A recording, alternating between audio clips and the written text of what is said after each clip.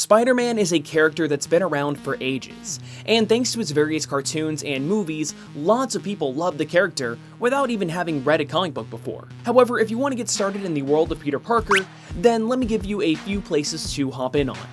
If you want to start at the beginning of Peter Parker's life, then I'd honestly recommend that you just read the Ultimate Spider-Man series. It's an alternate universe, but it's still a good series and will take a lot less time to finish rather than trying to get caught up to the mainstream Spider-Man books from the absolute get-go.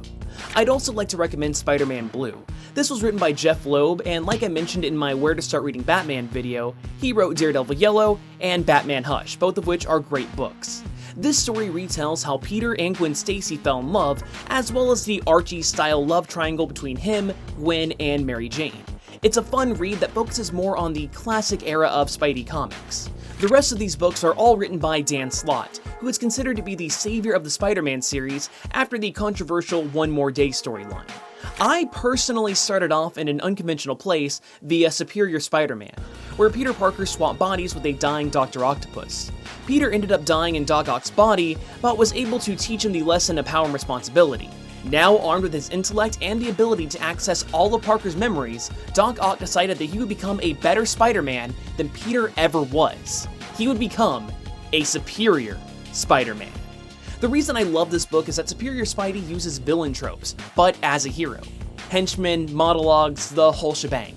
The beauty of this book is that because Dr. Octopus knows very little about Peter's life, any new reader can learn about the world of Spider-Man alongside him. However, if you want a more traditional Spider-Man story, then Superior's follow-up has just that. Now, it's no surprise that Peter was able to regain control of his body. That's why when he eventually did, the Amazing Spider-Man book reset its numbering back to number 1. I also think this series serves as a great jumping on point for new readers because it easily introduces people to the new Spider-Man status quo. See, during Superior Spider-Man, Doc Ock created a company called Parker Industries, which Peter is now the CEO of.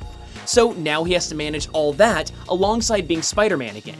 It is really fun to read, but sadly this series stopped when the Secret Wars events happened and suddenly propelled the entire Marvel Universe 8 months into the future, because comics. That brings us to Amazing Spider-Man number 1. Again. But it's actually a whole new series. During the 8-month time skip, Parker Industries has grown into an international multi-billion-dollar conglomerate.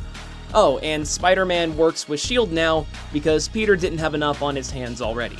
And despite this odd setup, I'm actually really liking this book, and as of this recording, it is the current ongoing series, so if you want to get caught up quickly, then this is where you want to start. But hey, which of these Where to Start videos would you like to see next? Captain America or the Teen Titans? Click to cast your vote or tweet me at TrailerDrake. If you're still looking to learn more about Spider-Man comics, however, then just click the annotation right there to see every video that I've ever done on his books.